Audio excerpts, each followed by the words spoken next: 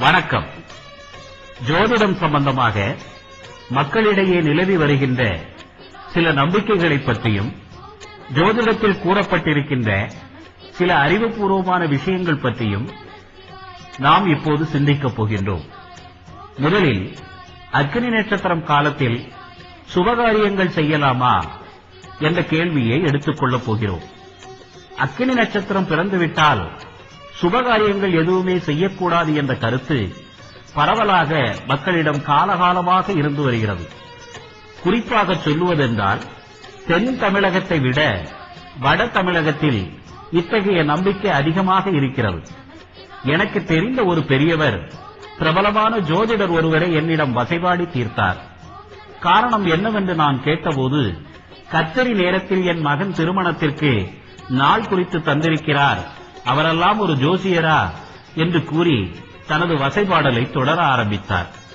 எனக்கு அந்த பெரியவரை பார்ப்பதற்கு பாவமாகத்தான் இருந்தது. காரணம், இவரைப் போலவே எத்தனையோ பேர்கள் கத்திரி தோஷத்தை பற்றிய அறியாமையில் இருக்கிறார்கள். உண்மையில் கத்திரி தோஷத்தில் சுபகாரியங்கள் செய்யக்கூடாதா என்று கேட்டால், ஆம், செய்யக்கூடாது என்ற ஒரு பதிலையும், கத்திரி தோஷம் என்பது உண்மையில் மக்கள் நினைப்பது போல் அக்னி நட்சத்திர காலம் இல்லை என்ற பதிலையும் சொல்ல வேண்டும்.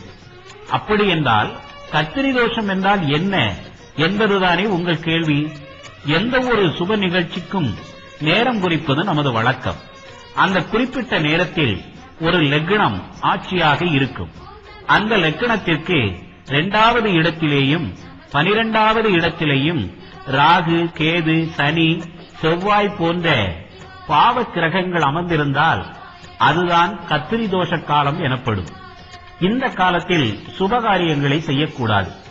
மற்றபடி ஒவ்வொரு வருடமும் சித்திரை மாதம் 21ஆம் நாளிலிருந்து வைகாசி மாதம் 14ஆம் நாள் வரையில் உள்ள அக்னி நட்சத்திர காலத்தில் சுபகாரியங்கள் செய்ய சாஸ்திரங்கள் எந்த தடையும் விதிக்கவில்லை. சாதாரணமாக நீங்கள் பஞ்சாங்கத்தை பார்த்தாலே இந்த காலத்தில் பல சுப முகூர்த்தங்கள் கணிக்கப்பட்டு இருப்பதை பார்த்திருப்பீர்கள். இப்படி கணித்து எழுதிய ஜோதிட சாஸ்திரிகளுக்கு அடிப்படையான இத்தகைய விஷயங்கள் தெரியாமலா கணிதம் செய்திருக்கிறார்கள்? இல்லவே இல்லை.